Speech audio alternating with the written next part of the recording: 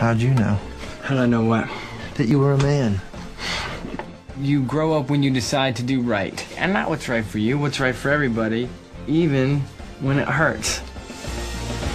So we're going to talk about a movie called Lars and the Real Girl, and pretty much it's Ryan Gosling who plays Lars, and he is very lonely, he is very socially awkward.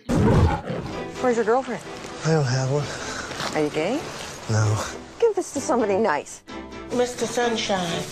He's a recluse. Yes. Somewhat, or just... He's like antisocial. New girl's kind of cute, huh? Yeah, he is weirdly freaked out by people. Yeah. And I'm worried.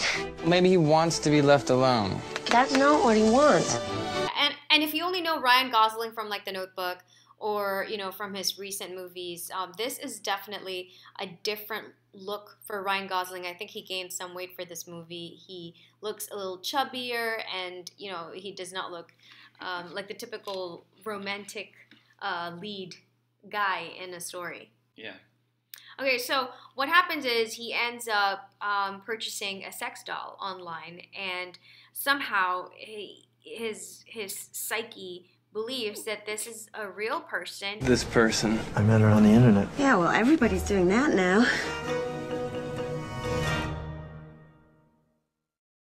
He goes and tries to make people believe that the sex doll is actually his girlfriend. You know, Bianca's a missionary. And the funny thing is, in the movie, the synopsis is, they go to a psychiatrist, and the psychiatrist actually advises his relatives to play along with him. You gotta fix him. Can you fix him? Bianca's in town for a reason. This isn't necessarily a bad thing. How can we help?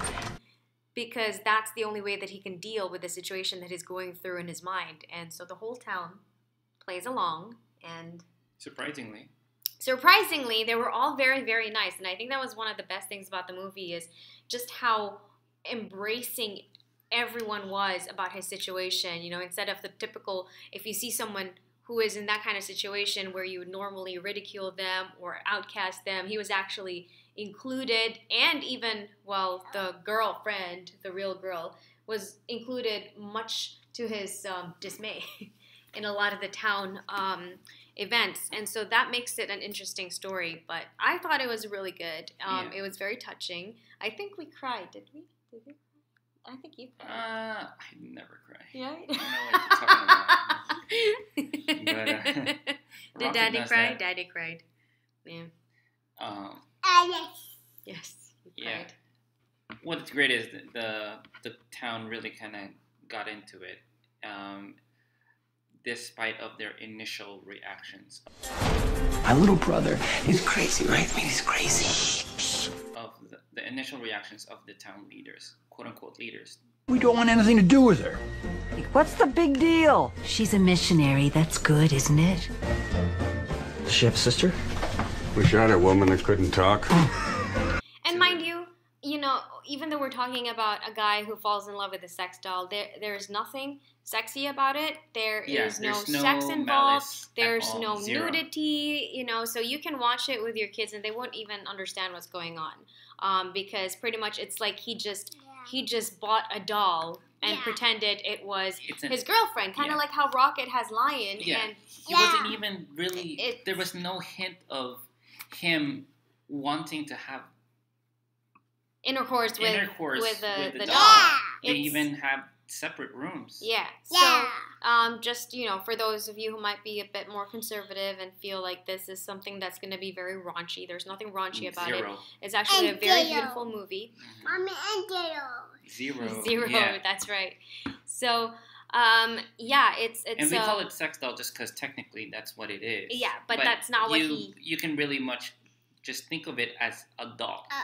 An anatomically correct doll. Right. Yeah. And I think that night when we were going to go to sleep and Rocket was looking for his stuffed toy lion, it kind of reminded me that that's basically just like Lars, the character in the movie, who just needs an imaginary friend to keep his sanity, or like how Tom Hanks had to start talking to Wilson, the volleyball, so that he could stay sane in a situation where normally people would go insane, like being stuck on an island for 5 years. You know, we really liked it a lot. If you have not seen it yet, check it out, Lars and the Real Girl. It came out sometime after The Notebook, when I think Ryan Gosling was trying to veer away from all the stereotypical romantic guy characters that he would normally get or people perceive him in, because of how big The Notebook became. Yeah, he's really, really different here. So a good actor, actually. Yeah. All right, so thank you so much, and that's our review of Lars and the Real Girl. All right, say peace. Peace.